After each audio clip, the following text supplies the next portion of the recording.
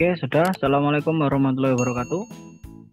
Waalaikumsalam warahmatullahi wabarakatuh. Waalaikumsalam. Waalaikumsalam warahmatullahi wabarakatuh. Oke, mohon maaf ini video saya enggak tahu Assalamualaikum warahmatullahi wabarakatuh. nggak bisa dibuka. Saya kok belum paham.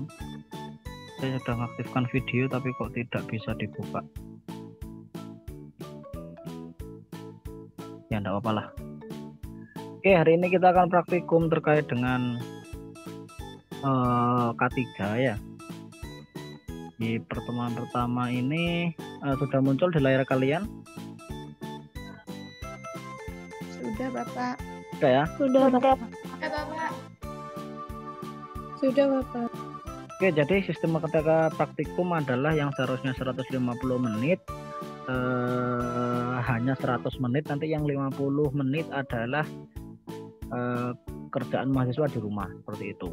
Entah mau mereview, entah itu mau merangkum setiap pertemuan daring, terserah ya. Jadi yang penting nanti ada 100 menit sama saya, sama dosen, 50 menit nanti kalian belajar mandiri, seperti itu. Oke, hari ini kita akan belajar terkait dengan sebenarnya praktikum ya, tapi apalah daya karena kondisi yang seperti ini ya memang harus didaringkan lagi ya. Tapi nanti kita ada 2 TM praktikum luring di kampus dengan saya, yaitu nanti pengoperasian APAR atau alat pemadam api ringan ya. Kan tidak mungkin kalau praktikum APAR kalian saya suruh membayangkannya, tidak mungkin kalau tidak pegangan ya. Ya mohon kameranya dinyalakan semua dong, saya juga pengen tahu, pengen lihat kondisi dan situasi kalian,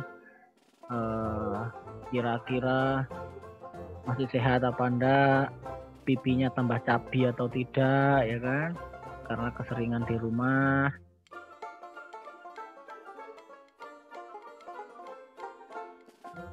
Ini kok enggak tahu videonya kenapa, ini kok enggak bisa dibuka ya.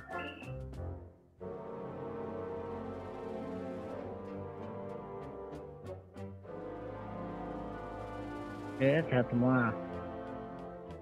Ya, kita mulai. Jadi praktikum kali ini kita akan berbicara terkait dengan universal precaution, atau bahasa Indonesianya adalah alat pelindungan diri gitu ya. Oke, sebenarnya tujuan dari universal precaution itu adalah untuk memutus rantai infeksi ya. Apalagi di zamannya sekarang, di zamannya COVID yang memang penularannya adalah lewat berbeda dengan penyakit yang lain ya, penyakit menular yang sangat mudah sekali menularkan dari orang ke orang ya, harus mematuhi yang namanya universal precaution gitu ya. Jadi untuk upaya memutus rantai infeksi ya, terkait dengan precaution ada 4 hal yang harus dipahami. Yang pertama yaitu ada health policy ya, atau kebijakan. Kemudian yang kedua adalah hand hygiene ya. Kemudian yang ketiga adalah personal protective equipment atau PPE. Yang terakhir adalah respiratory hygiene and cough ethics ya. Kita nanti akan bahas satu persatu masing-masing dari item ini. Sedikit saya bahasa Inggriskan supaya apa? Supaya kalian nanti bertanya-tanya artinya ini apa gitu ya. Padahal Pak Feridi juga tidak tahu artinya apa. Ya.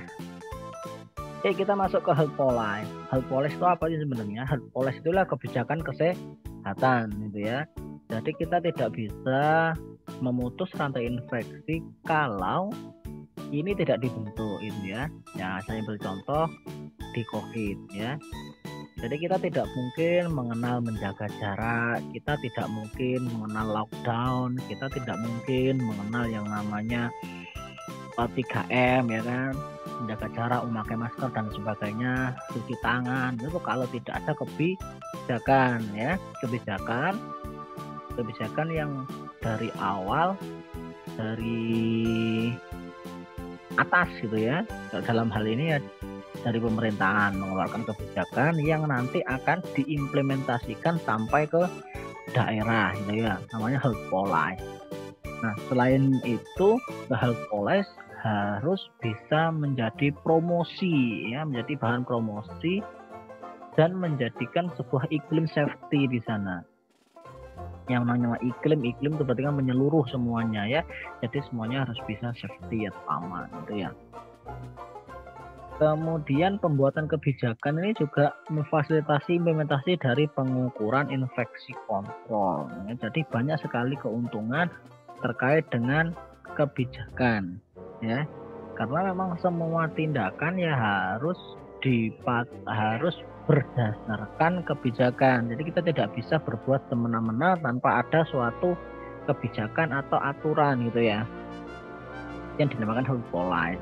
Sehingga nanti pemerintah mencanangkan istilahnya adalah protokol kesehatan ya, yaitu protokol kesehatan di breakdown dari sampai tingkat masyarakat sampai ke tingkat rumah sakit ya, bagaimana cara APD atau alat pelindung diri level 1, alat pelindung diri level 2, alat pelindung diri level 3 itu semua sudah diatur. Kapan siapa yang boleh memakai masker medis, siapa yang tidak boleh memakai masker medis itu sudah diatur. Makanya itu namanya health policy. Ya. Kemudian yang kedua adalah hand hygiene ya. Hand hygiene di sini maksudnya bukan cuci tangan ya. Jadi hand hygiene itu adalah kebersihan tangan ya.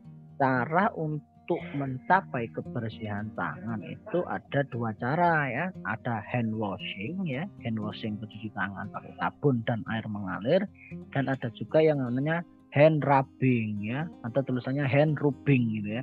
Hand rubbing itu ya kita cara membersihkan tangan dengan cara rub itu ya kayak hand sanitizer gitu ya, itu termasuk hand rubbing, asalkan dengan cara yang benar gitu ya. Dengan cara berapa langkah? Ada 6 langkah gitu ya.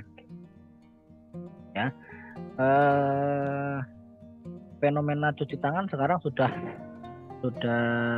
menjadi tren ya di kalangan masyarakat. Padahal sebelum adanya COVID, cuci tangan itu sebenarnya sudah ditanamkan dari sejak saya kuliah dulu di tahun 2009 gitu ya.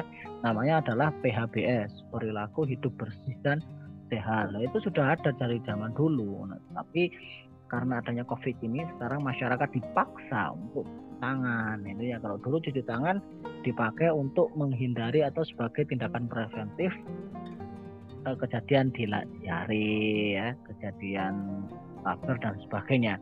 Ya sekarang masyarakat dituntut untuk bisa cuci tangan. Tetapi terkadang saya melihat masyarakat sekarang itu cuci tangan ya kadang masih tidak benar gitu kan ya, kadang cuma basah itu ya kan, tanpa pakai sabun.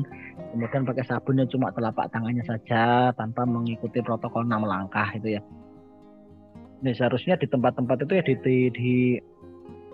tempat-tempat cuci tangan dikasih poster ya terkait dengan cuci tangan. Apalagi kalian sebagai calon tenaga kesehatan yang notabene adalah sebagai duta kesehatan, ya kalian harus bisa mencontohkan bagaimana sih cuci tangan yang baik dan benar, entah itu pakai air maupun pakai rubbing atau pakai hand sanitizer gitu ya. Sama tetap pakai 6 langkah gitu ya. Kemudian perform hand washing with soap ya and water if hands are visibly soiled ya. Jadi usahakan ya dalam hand washing ya menggunakan sabun gitu ya. Dan gunakanlah air ketika tangannya itu terlihat ada berminyak ya. Nggak mungkin kalian habis makan lalapan, ya lalapannya Cak Gono, lalapannya McDonald ya kan, pakai tangan, habis itu cucinya cuma pakai kemangi sama pakai air ya kan. Nah, itu kumannya mati dari mana ya? Kumannya nggak kira mati.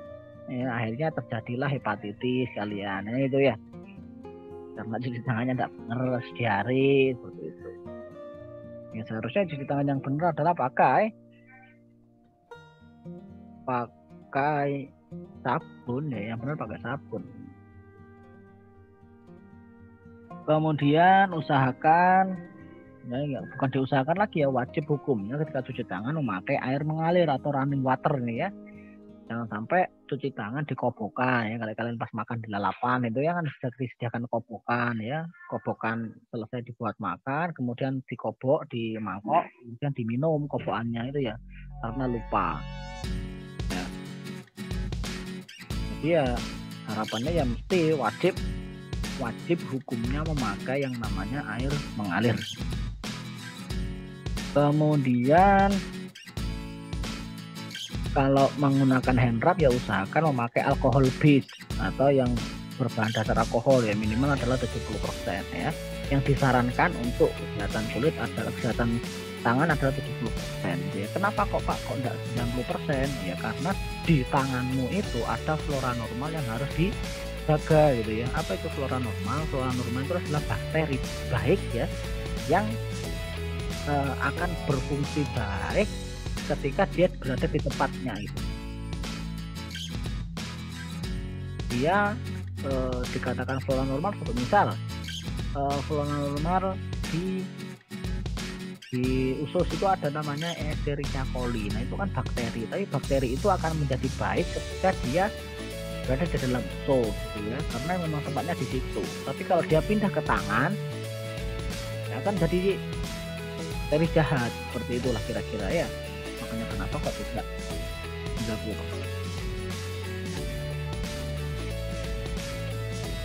Oke, ini mungkin kalian baru tahu ya terkait dengan lama waktu.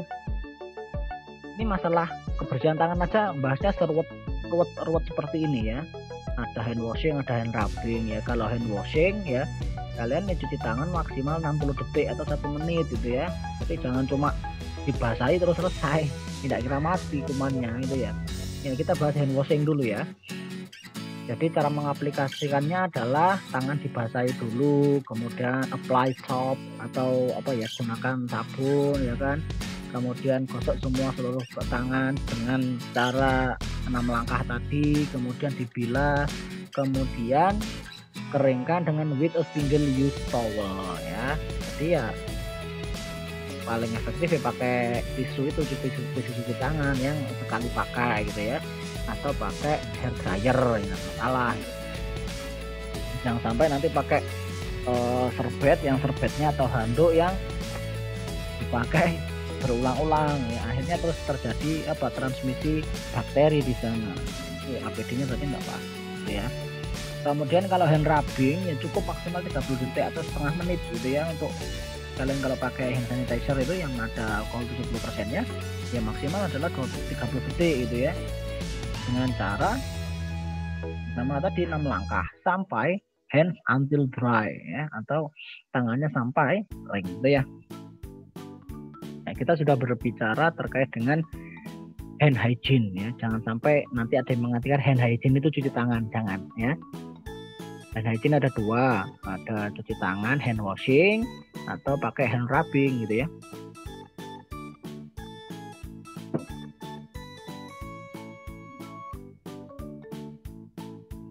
Kemudian kapan kita harus hand hygiene ya kan? Yang pertama, before and after any direct patient contact and between pasien ya. Jadi sebelum dan sesudah secara langsung kontak dengan pasien ya, atau antar pasien gitu ya. Meskipun kalian pakai sarung tangan atau tidak gitu ya, whether or not gloves ya kan. Jadi meskipun kalian pakai sarung tangan ya tetap harus cuci tangan setelah melepasnya gitu ya. Apalagi gloves, apalagi sarung tangan yang memakai powder gitu ya, ya wajib kalian cuci tangan.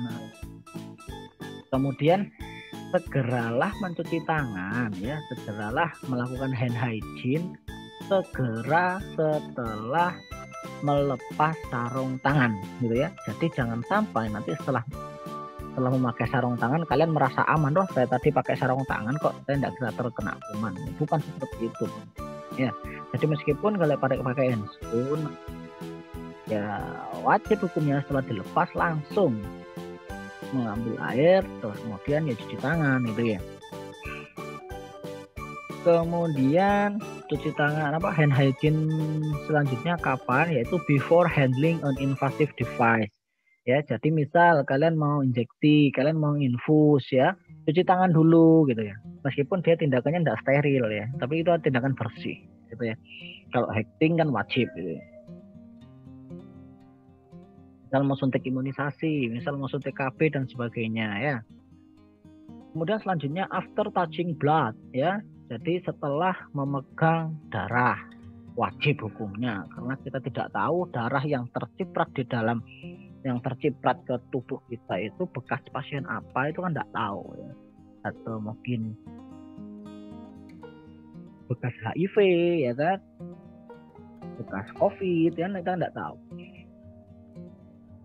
Terus kemudian body fluid ya, atau cairan tubuh yang misal keringat ya, atau sekresi ya, atau mungkin lendir-lendir gitu ya, dan sebagainya. Meskipun even if gloves are worn ya, meskipun kalian menggunakan sarung tangan, tetap harus cuci tangan. Misal habis ngoperasi kan karena otomatis pakai sarung tangan, kemudian sarung tangannya kan ada darah-darah dan sebagainya, terus kemudian dilepas langsung makan, jangan ya, kalian juga belum tahu pasti ya apakah darah itu tidak terciprat ke dalam tangan kalian, seperti itu.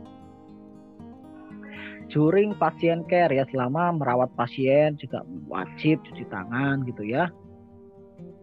After contact with inanimate object and immediate vicinity patient ya. Jadi ya setelah kontak dengan objek-objek yang diindikasikan itu mengandung infeksi gitu ya. Makanya kenapa sekarang ketika kalian masuk kemanapun, entah itu ke mall, ke tempat syukur, ke tempat makan dan sebagainya, kalian diwajibkan yang namanya mencuci tangan ya, karena mereka tidak tahu kalian habis menyentuh apa gitu ya.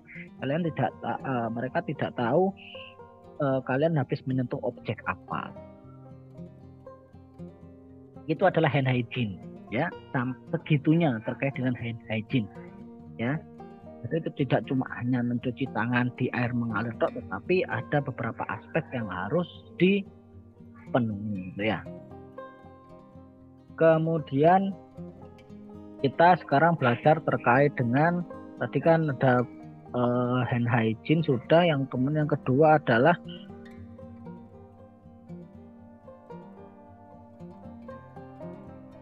personal protective equipment atau PPE gitu ya. Jadi di sini ya, PPE ini kalau bahasa Indonesianya ya alat pelindung diri gitu ya. Alat pelindung diri seperti apa saja? Ya sarung tangan, masker dan sebagainya gitu ya. Kemudian assess the risk of exposure to the body, substance or contaminated surface before a healthy care activity ya. Buat ini menjadi rutin gitu ya. Jadi jangan sampai APD ini ketinggalan kayak seperti sekarang. Kalau saya pribadi, masker itu sekarang sudah menjadi sebuah budaya ya, sudah menjadi sebuah kebiasaan ya. Kalau keluar udah pakai masker kayak ada yang tertinggal gitu ya, kayak keluar udah pakai baju gitu ya. Jadi kembali lagi kalau lupa maskernya gitu. Sekarang nggak enak kalau keluar nggak pakai masker, karena itu sekarang sudah menjadi kebiasaan gitu ya. Jadi pilih APD atau PPE itu berdasarkan dari pengkajian resiko ya. Misal kalian ke mall ya kan, ya enggak perlu pakai APD level 3 ya, pakai gown, pakai kayak baju astronot itu ya enggak mungkin, pakai hazmat ya enggak mungkin kan. Ya, jadi itu harus dikaji gitu. Kapan harus pakai hazmat, kapan pakai level 3, kapan pakai level 2, kapan pakai level 1. Kayak sekarang saya ke kantor ya cukup pakai masker ya kan, enggak perlu pakai sarung tangan medis, enggak perlu ya, naik sepeda pakai sarung tangan medis malah diguyu. Ya, saya kemarin sempat deketan itu ya sama beberapa pelayan itu ya. Kita di tenaga medis di rumah sakit lagi kekurangan APD, lagi kekurangan handscoon ya. Tapi malah dipakai di mana? Dipakai di Indomaret, di pegawai Alfamart make ya. pegawai bank juga make ya. Nah ini yang membuat APD itu mahal, sarung tangan itu mahal, dan rumah sakit kekurangan ya gara-gara itu. Ya, alhamdulillah sekarang stoknya sudah melimpah, terserah mau dipakai nyangkul, mau dipakai itu pakai sarung tangan steril juga enggak masalah gitu ya, asalkan mampu beli gitu ya.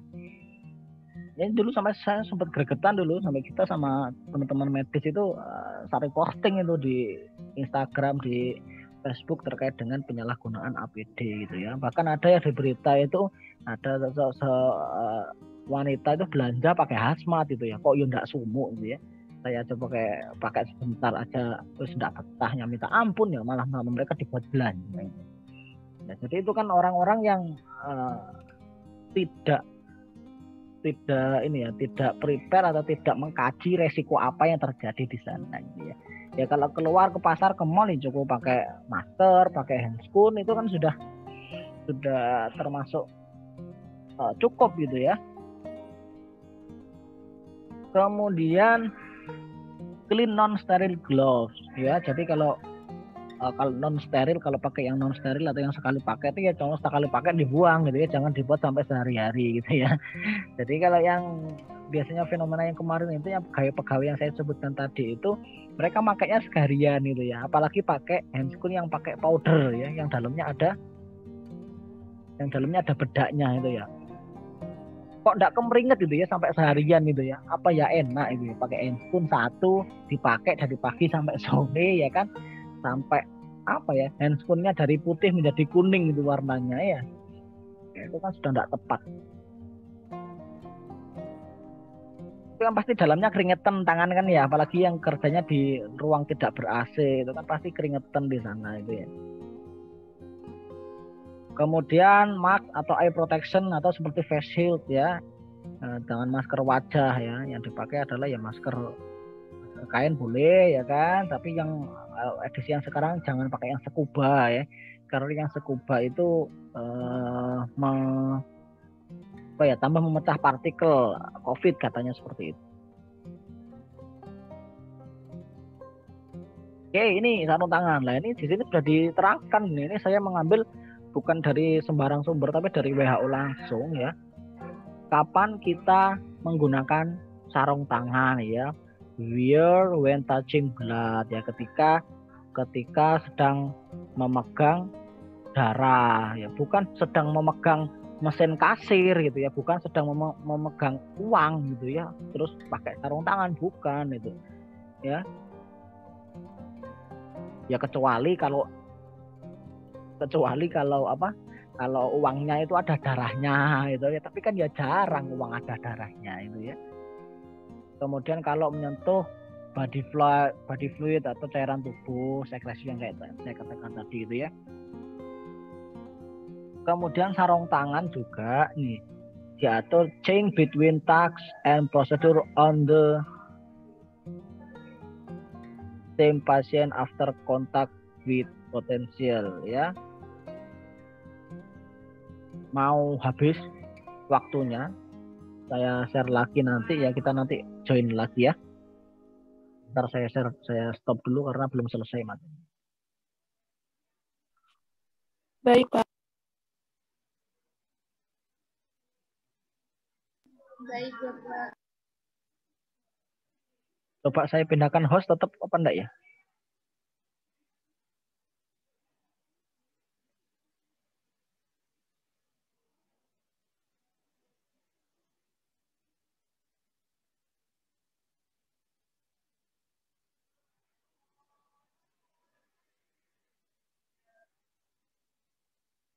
Oke, saya end dulu ya. Saya end meeting dulu, nanti kita join lagi ya.